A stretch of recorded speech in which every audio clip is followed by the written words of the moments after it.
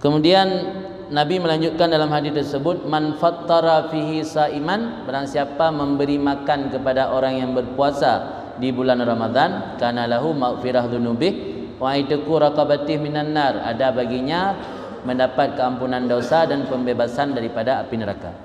Orang yang memberi makan orang berpuasa mungkin beda dengan sedekah lain.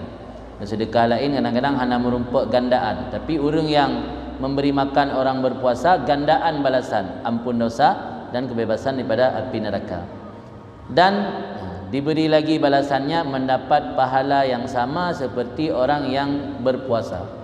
Artinya bila kita memberi makan berbuka kepada orang yang puasanya sempurna, di balasan yang kita dapat sempurna.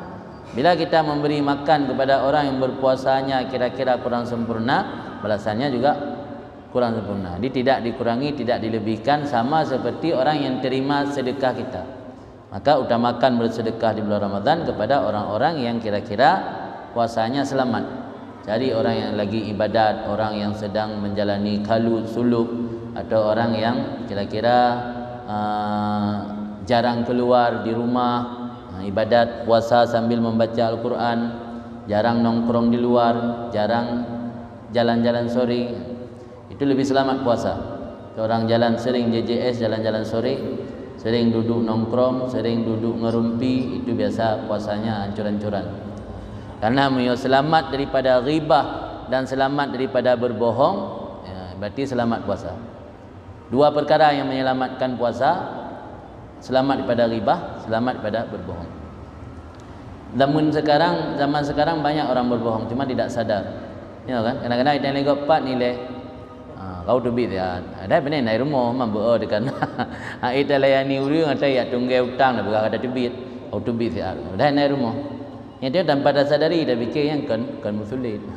Ada yang musulit dan ghibah, yang dua perkara yang paling merusak puasa.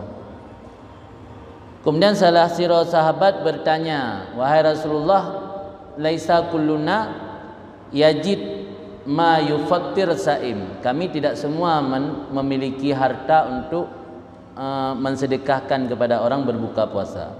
Kamu hanya kaya mendung. Nah, sebahagian yang hanya harta mukroh hanya pun dapat jauh pandang sedekah. Rasul ni jawab,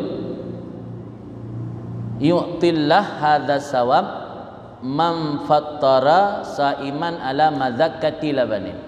Allah memberi pahala seperti di atas tadi, pahala yang sama maksudnya, kepada orang yang memberi makan orang berpuasa walau sekali hisap susu. Tablo jus sebab kedai tak kena bangun katarik kah tiga. Nah, dia mencari rukuk nasi.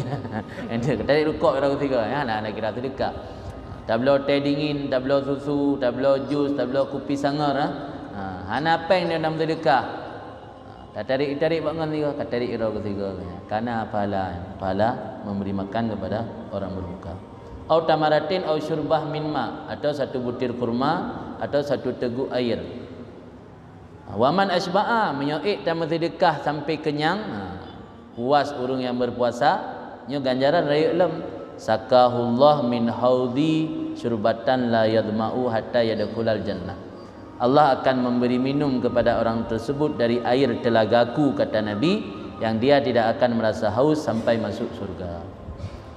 Yan meo, kita betul, mami kita betul menurutnya.